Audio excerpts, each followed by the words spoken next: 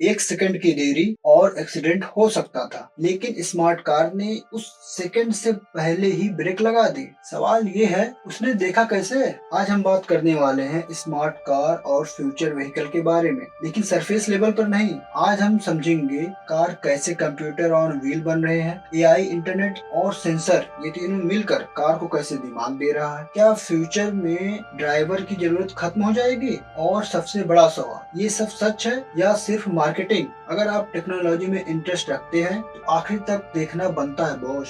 Smart car क्या होता है? सबसे पहले बेसिक क्लियर कर लेते हैं। स्मार्ट कार वो गाड़ी होती है जो सिर्फ एक्सीलरेटर और ब्रेक पर डिपेंड नहीं होती है, बल्कि सॉफ्टवेयर, सेंसर और इंटरनेट पर चलती है। स्मार्ट कार में होता है एआई, मतलब आर्टिफिशियल इंटेलिजेंस, सेंसर जैसे कैमरा, रेडार और भी बहुत सारे होते हैं। इंटरनेट कनेक्टिविटी 5G से 4G होता है, क्लाउड सॉफ्टवेयर और OTA अपडेट्स। यहाँ पर एक शब्द आया है OTA, जिसका मतलब ये होता है कि कार के जो सॉफ्टवेयर है वो बिना सेंटर पे ले जाए अपने आप अपडेट हो जाएंगे, जिस प्रकार मोबाइल के एप्लीकेशन अपडेट होते हैं। आज की मॉडर्न कार एक मैकेनिकल मशीन नहीं, बल्कि एक रनिंग कंप्यूटर है। इसीलिए एक्सपर्ट आज कार को सॉफ्टवेयर डिफाइंड व्हीकल बोल रहे हैं, connected car and V2X technology. Future car सिर्फ अकेली नहीं चलेगी, वो आपस में बात करेगी। इस टेक्नोलॉजी को कहते हैं V2X। वैसे V2X कई प्रकार के होते हैं, जैसे V2V,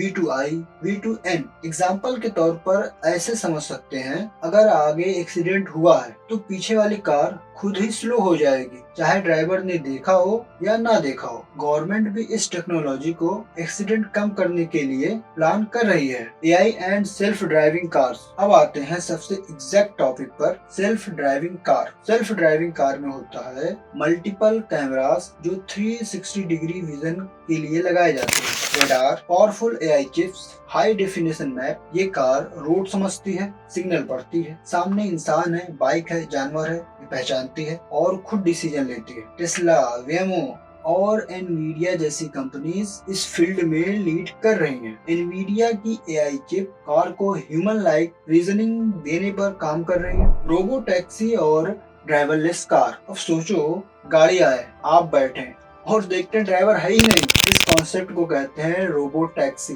ड्राइवरलेस टैक्सी का टेस्ट चल रहा है, लिमिटेड एरियाज में पब्लिक राइड्स दी जा रही है। एक्सपर्ट का कहना है अगले 5 से 10 सालों में टैक्सी इंडस्ट्री पूरे तरीके से बदल जाएगी। इलेक्ट्रिक व्हीकल और ग्रीन फ्यूचर। फ्यूचर व्हीकल का दूसरा पिलर है इलेक्ट्रिक व्हीकल। पेट्रोल और डीजल से पॉल्यूशन बढ़ता है, इम्पोर्ट कॉस्ट बढ़ता है, इसीलिए दुनिया जा रही है इलेक्ट्रिक मोबिलिटी की तरफ। इलेक्ट्रिक व्हीकल के फायदे होते हैं zero tell pipe emission, come running cost, software update के थ्रू इम्प्रूवमेंट किया जाता है। इंडिया में Tata, Mahindra, Hyundai electric vehicle market को पुश कर रहे हैं। पर्सनलाइज्ड और स्मार्ट एक्सपीरियंस। फ्यूचर कार आपको पहचानेगी, मतलब कार में बैठते ही सीट अपने आप एडजस्ट हो जाएगा, एसी टेम्परेचर सेट हो जाएगा, फेवरेट म्यूजिक स्टार्ट हो जाएगी, जिस रूट पे आपको जाना है या फिर जाते हैं वो अपने आप सेट हो जाएगा। ये सब होता है एआई प्लस डाटा लर्निंग की वजह से। एक्सपर्ट इसे कहते हैं hyper personalised mobility experience. Safety, risk और चैलेंजेस। अब सच भी बोलना